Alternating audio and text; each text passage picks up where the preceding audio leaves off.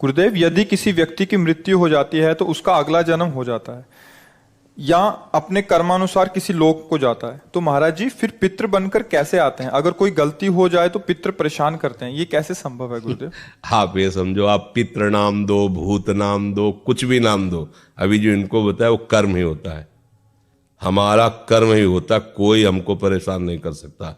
कोई देवता, कोई भूत, कोई प्रेत, कोई पितर, ये बात गांठ बांध लो, कोई तांत्रिक, कोई सिद्ध।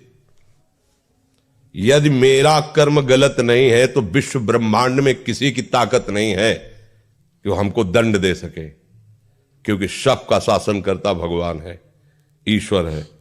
अगर कोई अपने तप का प्रभाव भी करना चाहे, मान लो तपस्वी है, तो बीच में आके खड़ा हो जाएगा, बिल्कुल वो भजन नहीं करता पर वो निष्पाप है, उसने अपराध नहीं किए, तो किसी न किसी रूप में भगवान आके खड़े हो जाएंगे, उसकी रक्षा कर लेंगे।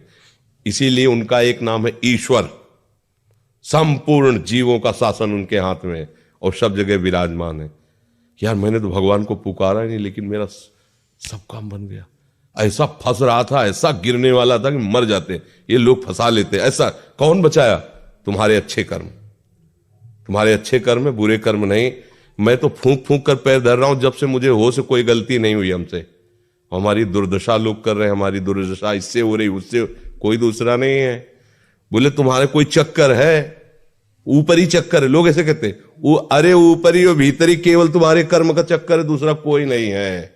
वही कर्म भूत बन करके तुम्हें सताएगा, वही कर्म पितर बन करके, वही कर्म ग्रह बन करके सताएगा, कोई नहीं सता सकता। जो पे कृष्ण चरण मन अर्पित तो करी है का नवग्रह रंग, रंग माने भिखारी। ये भिखारी नवग्रह तुम्हारा बाल बांका भी नहीं कर सकते यदि कृष्ण चरणारविंद में चित्त लगाए हो। और सब ग्रह तुम्हारे अनुकूल है और प्रभु से तुम विमुख हो तो कोई तुम्हारी रक्षा नहीं कर सकता, तुम्हारे कर्म तुम्हें नष्ट कर देंगे। ये सिद्धांत सबकी समझ में नहीं आता है। अगर समझ में आ जाए तो भूल जाओ कि कोई पितर है, कोई भूत है, कोई प्रेत है। वही है, वही, दूसरा कोई नहीं है।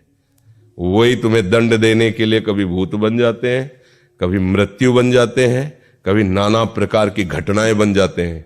और इसीलिए उनका भजन करोगे तो असली रूप में आपको मिलेंगे प्रेमानंद स्वरूप, महान सौंदर्य समुद्र, करुणा समुद्र। वही नहीं कहते जो विमुख है, अधर्माचरण करता है, उसके लिए मैं काल रूप भयंकर हूं। भगवान ही कह रहे, मैं उसके लिए भयंकर रूप हूं। देखो, भगवान का ही एकमात्र स्वतंत्र साम्राज्य है, वही बनने वाले, वही बनाने वाले हैं। बस सावधान होकर उनका भजन करो, कोई कुछ नहीं कर सकता।